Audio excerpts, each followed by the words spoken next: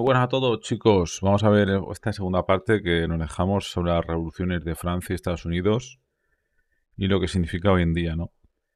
Y bueno, al final este canal creo que, por cierto, muchas gracias por la gente que ha dado like, por la gente que se ha suscrito, por la gente sobre todo que ha visto los vídeos, aunque no sepas ni quién soy.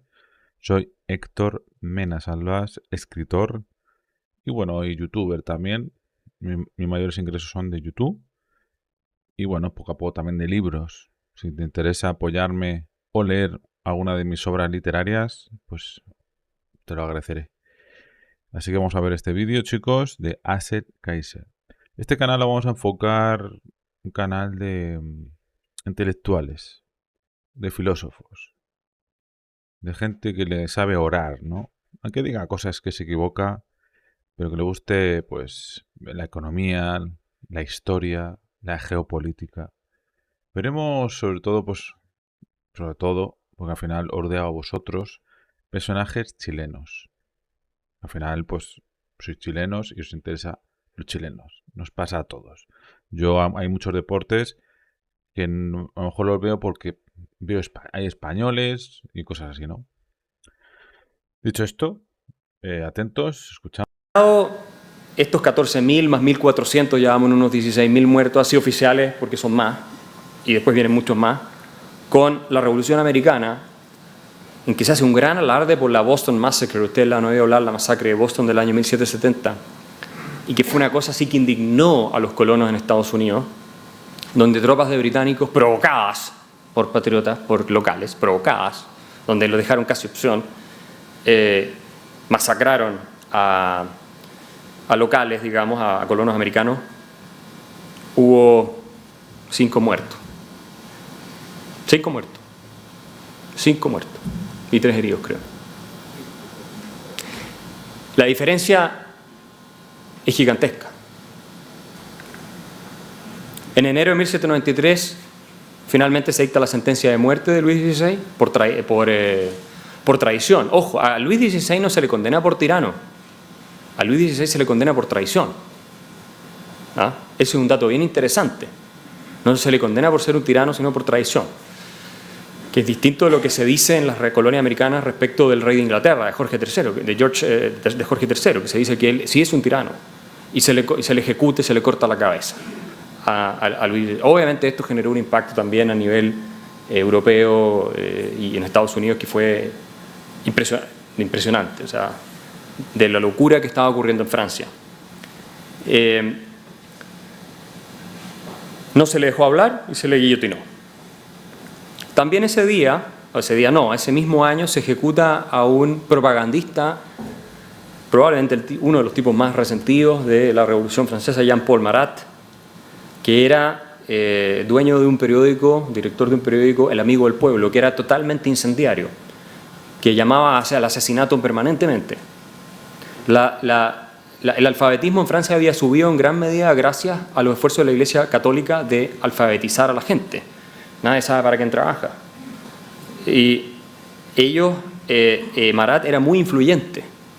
Y una mujer llamada Charlotte Corday, que venía de la provincia, entró a la habitación de Marat, que recibía a la gente, siempre se daba unos baños porque tenía una enfermedad de la piel. Entró a la habitación de Marat, según ella tenía una lista de sospechosos para que la revolución los ejecutara. Y saca un cuchillo y lo asesina. Porque ella pensaba que matando a Marat, que era el gran difusor de todas estas noticias y exageraciones y llamados hacia el asesinato, Marat llegó a decir en uno de sus diarios que había que asesinar a 200.000 personas para que la revolución fuera salvada. 200.000. Entonces lo mató. Y se quedó ahí esperando, y la detuvieron, y le preguntaron, ¿por qué lo hiciste? Dice, porque ahora va a volver la paz a mi país. Estos excesos de la revolución tuvieron mucha resistencia también, sobre todo en las provincias en Francia. ¿Qué opináis sobre esto, chicos? No iba a cortar, pero le iba a preguntar. ¿Qué opináis sobre hacer una revolución? ¿Vosotros qué sois? ¿Revolucionarios o contrarrevolucionarios? Dicho esto de otra manera, contrarrevolucionarios es más ser tradicionalistas, las tradiciones, el no cambiar los sistemas, vayan bien o mal. Hombre, supongo algo bien irá. Y revolucionarios son más como progresistas. Aunque yo creo que se ha manchado esa palabra y más que progresismo, vamos a la decadencia, ¿no? Hay gente que no está de Vamos acuerdo a con verlo. esto. Casi terminó, de hecho, en una pseudo guerra civil todo este asunto. ¿Ah? Y esta es una pintura de David, que es un pintor jacobino de la época, la sacó en la época y lo idealizó. Si ustedes ven, y los análisis que se han hecho, está de manera muy parecida a lo que es el cuerpo de Cristo, después que desciende de la cruz. Cómo se retrata al estilo, y lo hizo a propósito de esa manera para convertirlo en un santo de la revolución. Amarat. En fin, estamos en el primer régimen totalitario de la modernidad. Voy a ir más rápido porque se hace un nuevo calendario, se produce la descristianización, se cierran todas las iglesias. La revolución llegó a cerrar todas las iglesias en Francia. Todas. Y se crea un culto oficial, una nueva religión al Supreme Being, que se llama el Ser Superior. Porque Robespierre era un convencido de que la gente necesitaba una religión. Entonces, no la cristiana, que ellos la rechazaban, pero crearon una nueva religión desde el Estado. Y el culto oficial al Supreme Being. Una cosa delirante, completamente.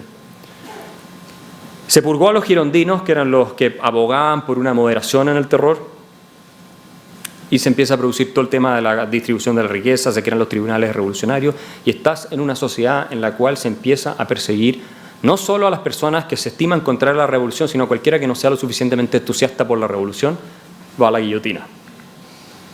Aquí hay un ejemplo de lo que hizo Robespierre, que construyó una torre de papel maché en Francia, y creó todo un coro. Esto es para hacer el culto al ser superior, el ser supremo, el ser superior este que tenían inventado como el nuevo Dios. Y él baja, desciende de ese montaña. No conocía ese dios. Bueno, ese a lo mejor ente o tal, ¿no? Lo que hoy en día son los gobiernos, ¿no? Son como entes, chupópteras, vendepatrias, que supuestamente están ahí para servirnos. O sea, son servidores, ¿vale? Y parece al contrario, ¿no? Que, oye, parece que los policías, todos, los políticos, todos, o sea, todos son servidores nuestros. Y si tanto siglo XXI estamos viviendo, supuestamente, debería ser así, ¿no? Oye, gracias a nuestros impuestos tú trabajas. Y cuando tú trabajas en un sitio, tienes que tener un mínimo de respeto, aunque sea subnormal el tío, de tratarlo bien porque porque tú trabajas para él, ¿no? Un jefe, un encargado, y si no te gusta te vas.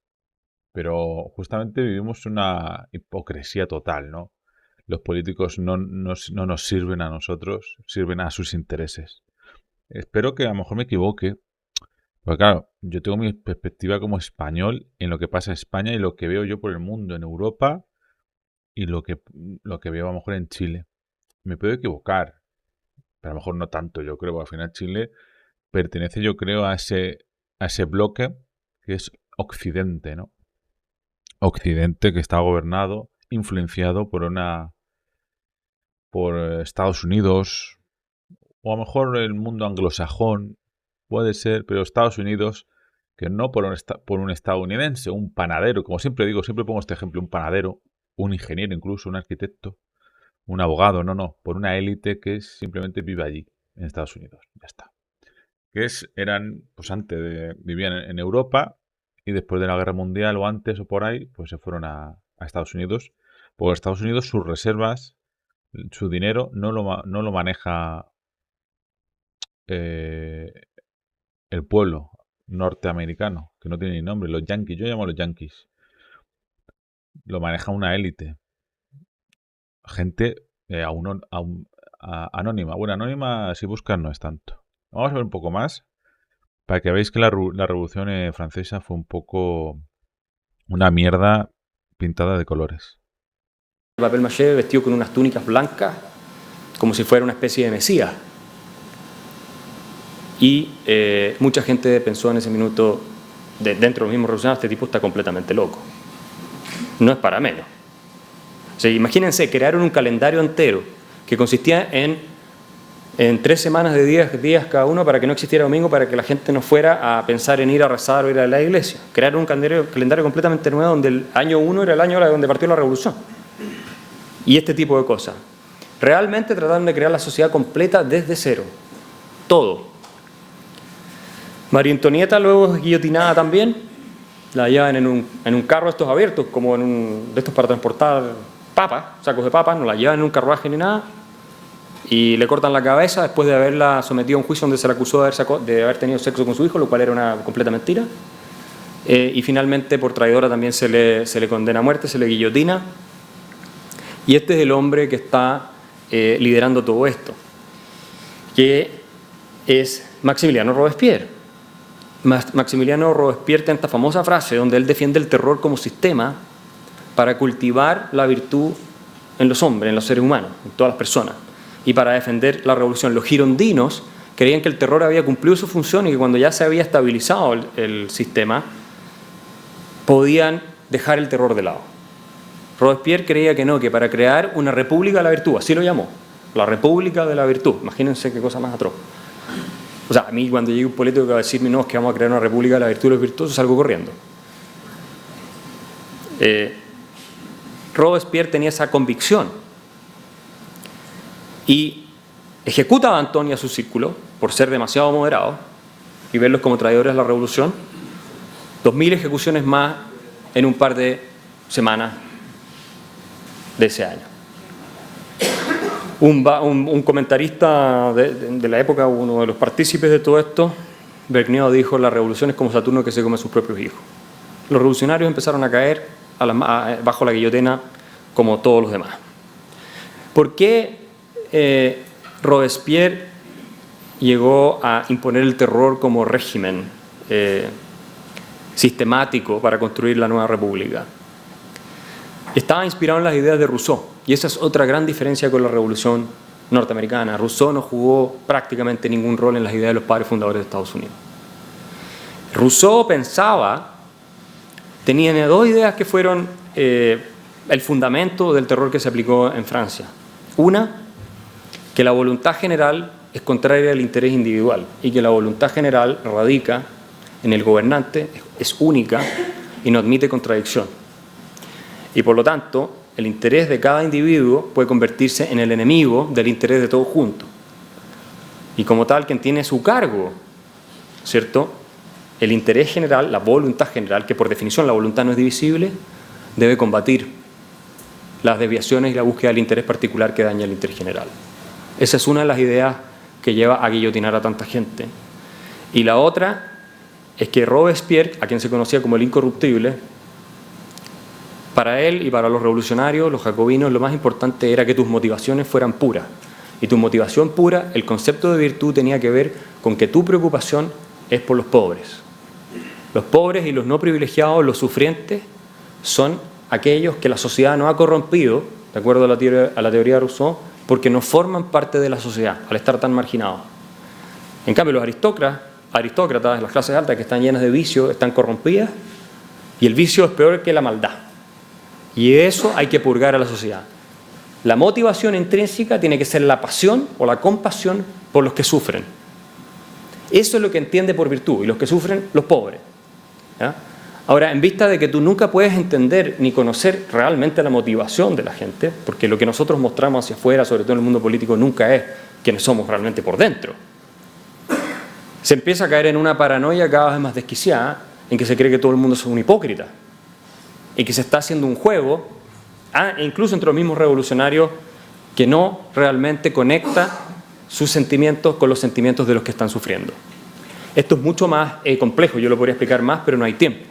Bajo esa lógica, Robespierre empieza a ejecutar a todo el mundo, porque todos se convierten en sospechosos. Era el director, básicamente era el que gobernaba, el dictador en Francia en ese minuto, ¿no es cierto?, el Comité of Public, el Comité de Seguridad o Salvación Pública, si lo traducen algunos. Todos eran sospechosos de hipocresía y por lo tanto de traición al concepto de virtud, y él todo el tiempo tenía que estar esforzándose por mostrar su virtud, que él era un real preocupado por los sufrientes, que era, según la teoría de Rousseau, lo que definía la naturaleza humana antes, en el estado de naturaleza, antes de la sociedad civil nuestra capacidad de empatizar con el que sufre y que la sociedad civil corrompe. Entonces, en esta visión, por definición, los pobres son buenos y los ricos son malos. ¿Ok? Porque los ricos están corrompidos, los pobres, al no ser parte de la sociedad, por estar excluidos, no se han corrompido y son buenos. Y tú tienes que estar con ellos. Es una revolución genuinamente marxista, esa es la verdad. Y este es el origen del marxismo moderno y es el primer régimen totalitario de la modernidad, no cabe ninguna duda, el que ocurrió en Francia. ¿Por qué? Por la desviación, que como empezó con la libertad, a los asuntos sociales, a la cuestión social, cosa que nunca existió en el caso de Estados Unidos. ¿Ok? Aquí tienen una famosa cita de Robespierre, que al final todo tiene que ser socializado, los medios de producción tienen que ser socializados, solo el superávit puede quedar como algo privado. O sea, es genuinamente una visión socialista en los jacobinos la que predomina. ¿Ya? Finalmente, Robespierre comete un error en su... Uno podría decir locura, pero la verdad es que era bien sistemático con los principios que siguió. Comete un error fundamental. Viendo traidores en todas partes, llega un día a la asamblea, a la convención y dice, tengo una lista, imagínense ustedes son la convención, yo llego y les digo, tengo una lista, y yo soy el gran ejecutor, me he despachado decenas de miles de personas, tengo una lista de nuevos sospechosos, muchos de los cuales están acá, que son traidores a la revolución y tienen que ser guillotinados. Mañana voy a volver y se las voy a dar a conocer. ¿Cuántos minutos sobreviviría hasta mañana yo? Si yo le digo eso, cualquiera de ustedes puede ser sospechoso. Entonces lo que le pasó a Robespierre es que llega con su lista famosa, no lo dejan ni hablar, lo toman preso, porque cualquiera de los que estaba ahí podía ser el próximo, lo detienen, lo encierran, él se trata de suicidar, se pega un tiro en la boca, era un orador espectacular, es paradójico que haya muerto, pasado su última hora sin poder hablar. Se pega un tiro en la boca, no logra suicidarse, sobrevive, y finalmente los Thermidorian, así se conocía esa época del año según el calendario revolucionario, lo terminan condenando a la guillotina y Robespierre termina como el que ya hierro mata, hierro muere, guillotinado. El que a guillotina vive, a guillotina muere. Y con la muerte de Robespierre se acaba el terror. ¿Ok? Para ir cerrando, en Estados Unidos, esta filosofía, estas ideas que llevaron al régimen del terror, nunca tuvieron un arraigo profundo, por lo menos no en lo que fue su independencia de Estados Unidos. Y John Adams lo dice, que no ha leído nada más absurdo que Rousseau y Helvétius, que fueron, sobre todo Rousseau, uno de los grandes inspiradores, si no el más gran inspirador de los jacobinos en la Revolución Francesa. Es decir, que una cosa absurda. Él detestaba, decía que la Revolución Francesa había sido una locura completa. Después de lo que les he mostrado, no hay muchas dudas, ¿no es cierto?, que la Revolución Francesa no fue una cuestión de libertad, terminó en una dictadura totalitaria, criminal, como nunca se había visto en la historia. Y mucho peor que lo que fue el régimen de Luis XVI, o el absolutismo anterior. Las ideas que predominaron en Estados Unidos fueron de John Locke. Me alegro un montón todo lo que está diciendo este hombre. Porque ha habido un gran engaño. Es que, mira, para que me digáis lo importante que es esto. En la época de la Revolución Francesa, ¿no? En esa época se escribió la historia del mundo. Hubo una época de ilustración. Se llama así, algo así se llama, ¿no? Época. Y reescribieron mucha historia, ¿no? Y mucha historia que estudiamos hoy en día, o que estudiábamos hace unos años o tal, fue escrita en esta época. Entonces, si tú lees historia, por ejemplo, lo de Latinoamérica. Latinoamérica surgió de un francés, ¿no? Y luego ya Estados Unidos fue quien la amplió, quien la repartió esa palabra, ¿no? Por eso todavía hay mucho americano que no es latino. No es latino, amigo mío. Tú no eres latino. No porque yo lo diga, es que no lo eres. Pero bueno, eso no voy a explicarlo ahora. En otro vídeo si queréis, o buscarlo por ahí. ¿Por qué? ¿De dónde viene la palabra latino? ¿Quién eran los latinos? ¿Quién era? Pues muy fácil. Imperio Romano, gente que hablaba latín. ¿Tú hablas latín o sabes bailar requetón? Es que no sabéis es brutal esto. Es como, yo creo que para ellos es como, hostia, llevo toda la vida diciendo que la luna se llama luna y ahora se llama sol. Y el sol ahora se llama luna. Yo entiendo eso. Pero si es así, es así. Igual que dijeron que el Plutón toda la vida fue un planeta y resulta que no es un planeta, ¿sabes? Hay que adaptarse. Ya está. Bueno, vamos a ver un poco más. Ahora creo que hablar de la revolución de Estados Unidos.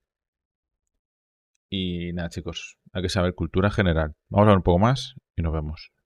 O sea, y nos vamos, nos vemos. En materia de filosofía política, que influyó mucho en la Declaración de Independencia de Estados Unidos y que fue el gran teórico de la Revolución Gloriosa de 1688, fue John Locke. Él escribió el segundo tratado del gobierno civil para justificar la Revolución Gloriosa, para justificar el límite a la monarquía absoluta, para que no le quitaran la propiedad a los aristócratas y para que se respetara el derecho de libertad política, que no te metieran preso sin una justa causa, todo ese tipo de cosas. El rule of law, en realidad, el gran teórico del rule of law es John Locke. Y eso es lo que defienden los americanos, que lo único que exigen es eso. Y en economía, Adam Smith fue una influencia increíble. Thomas Jefferson recomienda a Adam Smith y a Say, Jean-Baptiste Say, como los dos tratados que hay que leer en materia de economía. Y tuvo bastante influencia entre otros intelectuales de la época. Aunque esto es después de la independencia, pero son ideas que se vienen acumulando y los americanos eran bastante libertarios económicamente. ¿Qué pasó en Estados Unidos? Bueno, fue una cosa nada que ver. En Estados Unidos no hubo cuestión social, no hubo la política de la envidia y el resentimiento, no hubo una persecución a las clases altas. Las clases altas lideraron la revolución en Estados Unidos contra la corona, a quienes veían como sus hermanos por lo demás. Y nunca, desde el origen, se intentaron independizar del rey. Lo que querían era simplemente, oye, no abuses con los impuestos que nos estás cobrando. ¿Ya? Y cuando se aprueba la Stamp Act, que le cobraba impuestos a todos los papeles utilizados en distintas cosas, hasta las cartas de juego en Estados Unidos, se juntan, se hace un pequeño congreso colonial en Estados Unidos, de gente indignada, y ustedes ven lo que dicen. Dicen que es inseparable la libertad de su derecho como ingleses. Ellos están defendiendo el mismo derecho que tienen ellos allá en Inglaterra. Nosotros lo queremos tener acá. No quieren crear un orden nuevo. Lo que están diciendo, oye, no, nos estás tratando de una manera distinta. Si somos tus súbditos, tenemos derecho a tener representantes y nos vas a cobrar impuestos, como los tienen en Inglaterra. ¿Por qué no nos aplicas la misma norma? Si tú reconoces que somos tus súbditos, deberíamos tener el mismo derecho. Pero no lo estás haciendo, por lo tanto te estás convirtiendo en un tirano. Y aquí está, esa declaración empieza con ese tema. Lo mismo dice, no lo voy a leer después, Alexander Hamilton, que dice que lo único que están buscando es la protección del genio de la Constitución británica. Ellos no quieren crear un orden nuevo desde cero, con un Dios distinto, la decristianización, el cierre de todas las iglesias, la creación de un calendario nuevo, la persecución de todos los opositores, nada que ver. Ellos quieren, trátennos como ingleses. Nosotros vamos a defender nuestro derecho como ingleses. Y por eso Edmund Burke, que condenó a la Revolución Francesa y quedó como el hombre más visionario de la época, porque predijo todo el terror que vino, defendió la independencia de Estados Unidos, porque dijo, están luchando por sus derechos como Englishmen, como ingleses. Y nosotros se los estamos negando. Hay una lista de abusos, acá hay distintas leyes, ¿no es cierto?, que se prueban. El Tea Act, el famoso Tea Act, que era un impuesto al té y que le daba, básicamente le daba el comercio del té, la exclusividad a la compañía de las Indias Orientales, que estaba completamente quebrada, y para poder tratar de revivirla, los ingleses le dieron el monopolio para poder comerciar té hacia las colonias, y eso era, obviamente, para todos los comerciantes que estaban ahí, un abuso, porque era más caro, no podían ellos hacerlo, en fin. Entonces ahí está la famosa, el Boston Tea Party, donde como 100 colonos se disfrazan los 100 americanos se disfrazan de indígenas, y a uno de los barcos de la compañía agarran todos los cajones de té y los tiran al mar, ¿no? Rebelándose, ¿no es cierto? Y eso hubo una retribución, una venganza de parte del rey, que empezó a pasar leyes quitándoles la autonomía de sus gobiernos y un montón de cosas, con lo cual se indignaron todas las demás colonias y pensaban que eso era intolerable, y eso fue escalando hasta que en 1775 Lexington y Concord, las dos batallas que inician la guerra de independencia norteamericana, las dos grandes batallas, en realidad fueron escaramuzas, 132 personas murieron. Terrible, pero comparado con la escala que ustedes ven en...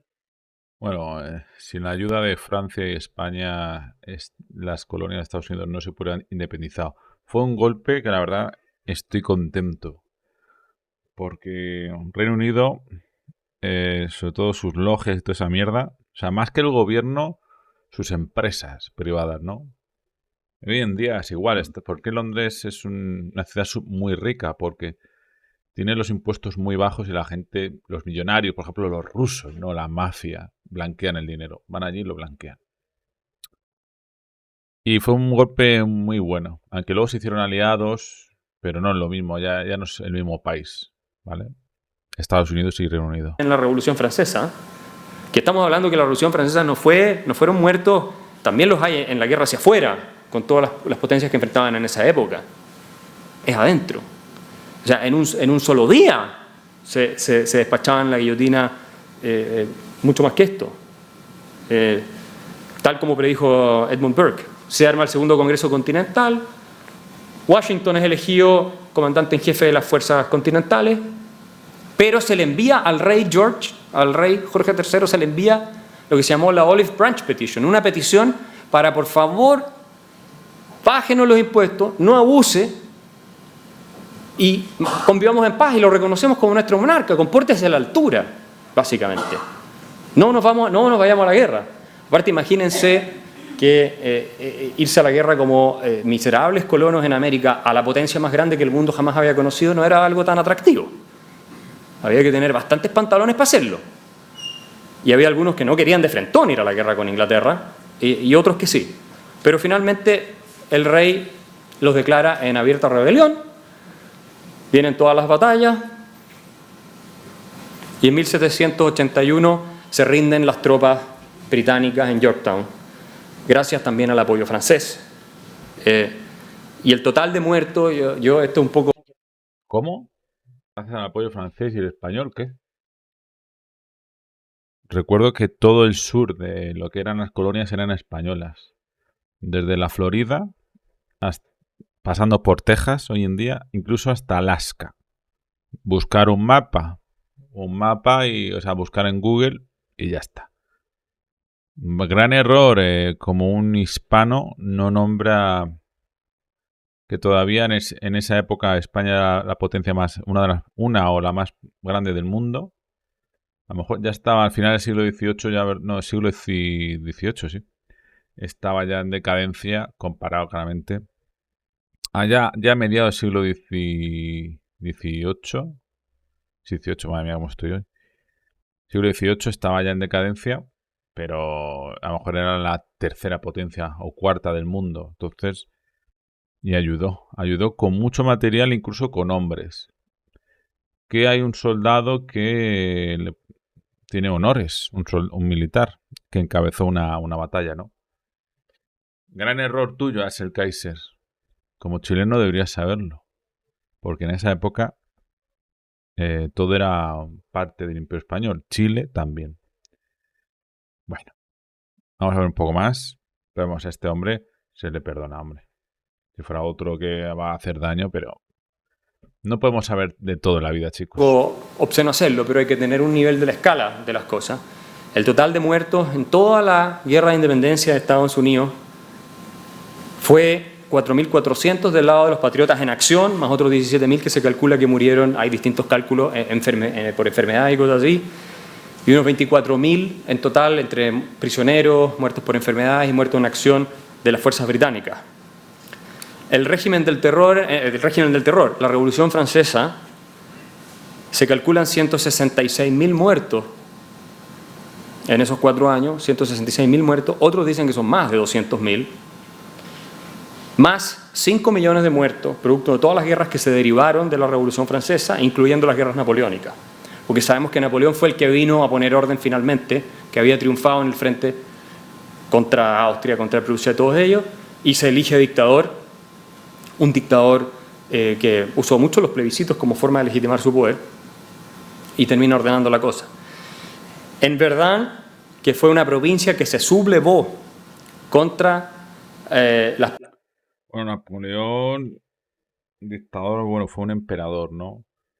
Donde a base de cañonazos, incluso con su pueblo y con pueblos alrededores que iba conquistando, había manifestaciones y Napoleón a base de cañonazos, pero no es una broma, es literalmente utilizaba cañones contra la gente. En Francia pasó. ¿Por qué cañones siempre? y por qué para mí Napoleón está un poco solo, ¿eh? O sea, fue un gran general, pero tampoco un dios, ¿no? Como algunos pintan. Era, no sé, un alto mando se encargaba de la artillería. O sea, un general no. Un capitán o un alférez, no, un alférez tampoco, un capitán de la artillería francesa. Y justo en esa época los cañones ya estaban bien fuertes. En la, por ejemplo, en la época imperial española, los cañones no eran así tan grandes, incluso no tenían como ruedas, ¿no? Eran apenas unos tubos con ruedas ahí y no eran como después que con la artillería de Napoleón arrasaba ejércitos, y sobre todo cuando luchó contra los austriacos y los rusos, los pilló de perfil así por un flanco y los cañones pasaban y no parabas, o sea, no paraban. O sea, podían atravesar las líneas la bola de cañón claro, te revientan, ¿no? O lo atacas rápido, los cañones de alguna manera, o estás en la mierda. ¿Vale? Políticas En plan historia, de la revolución, de los revolucionarios franceses, las políticas de la Convención, se asesinó a más de 100.000 personas, solo en Verdun, en una región de Francia. Se las subía a botes al río y se les tiraba y se les ahogaba en el río. Más de 100.000 personas, algunos calculan 170.000 personas. En un par de días esto. Es el primer genocidio, según hay historiadores que dicen que este es el primer genocidio que existió en los tiempos modernos. Fue el que hicieron los revolucionarios franceses con los campesinos. Muchos eran campesinos, otros eran más aristócratas, pero hay una discusión ahí de Verdun, que era una región que no quería. porque si la palabra genocidio es moderna, o sea, bueno, moderna, que cuando dice hubo un genocidio hace 2000 años, no existía eso de genocidio, ¿no? No existía ni la palabra. Bueno, el genocidio es intentar matar a todo el mundo, o sea, incluso hasta las mujeres, porque en muchas culturas históricamente era así. Por eso no voy a decir algo porque va a sonar machista, aunque es la realidad, ¿no? Eh, Aunque puedo decir un ejemplo, ¿no? Pero bueno, cuando llegaba un ejército invasor, pues mataba solo a los hombres, a los niños y viejos. Y a las mujeres la dejaba para procrear con ellas. ¿Vale? Eso ha pasado muchísimo y por eso muchas culturas en vez de luchar regalaban o hacían pactos con casamientos. En plan, yo te doy a mi hija, hacéis un pacto y a lo mejor tú no gobiernas ni yo, pero el hijo de nuestros hijos sí gobernará todo esto. Así no nos matamos o nos matáis, ¿no? Genocidio sería más bien como que hoy en día hay por ahí. Y, o sea, esto no es de hace. Hoy en día hay. No voy a decir nombres, pero en muchos sitios hay masacres, persecuciones, expulsiones. De os vais, os matamos a todos. Hoy en día existe eso. Me da igual el móvil que tengas, que el ser humano de ahora es el mismo de hace 2000 años. Es malvado. Es salvaje. Lo que nos hace que yo o vosotros no seamos así es un poco una educación, la sociedad, ¿no? El vivir en grupos, ¿sabes? El no destrozar tu vida. Porque como vives en grupos, si tú haces algo, pues el grupo irá contra ti, lo que es a lo mejor la ley, ¿no? Y todo eso. Dicho esto, a ver si tiene apoyo, porque mezcla un poco lo que es la libertad con la historia, y yo de historia sé un cojón. Y eso que no soy experto en nada, simplemente sé un poco de todo. O sea, un historiador de Napoleón podía estar 5 horas hablando de Napoleón, pero yo no. Yo podía darte datos puntuales suyos. Y yo una vez me comí una leyenda negra. Siempre recuerdo lo que, pues eso, ¿no? Todos a lo mejor tenemos leyendas negras y yo no tardé ni 5 minutos en decir, ostras, tienes razón, gracias. Mientras que muchos españoles, muchos americanos le hablan sobre la leyenda negra contra el catolicismo, contra el imperio español, contra los españoles incluso, que por ejemplo no nos duchamos. Yo me ducho mínimo 2 veces al día, a veces una, pero todos los días me ducho, pero todos. O sea, y me quité ducharme más porque no, incluso no es bueno. Yo he tenido tiempo, a lo mejor en verano, pero que no ducharme, por ejemplo, 3 veces al día. Eso es hasta malo, tanto, ¿sabes? Sobre todo con gel. El gel, producto esto de limpieza, sobre todo para el pelo, aunque yo ya no tengo, pero, por ejemplo, yo sé que las mujeres que entienden mucho más de estética que nosotros, los hombres, dicen que es muy malo limpiarse el pelo todos los días, sobre todo con gel. O sea, bueno, gel o champú, lo que se utilice, ¿no? Y ellas saben mucho más que nosotros de eso. Así que, o el pH, ¿no? Y todo eso de la piel, no utilizar gel, se te reseca. Échate un agua y lávate alguna vez con gel, chicos. Pero, sin más. Me lío a hablar de tenis. Llevo 36 minutos y, por cierto, gracias a vosotros, este canal, al final, monetiza. Gracias, amigos. Nos vemos. Hasta pronto. Chao.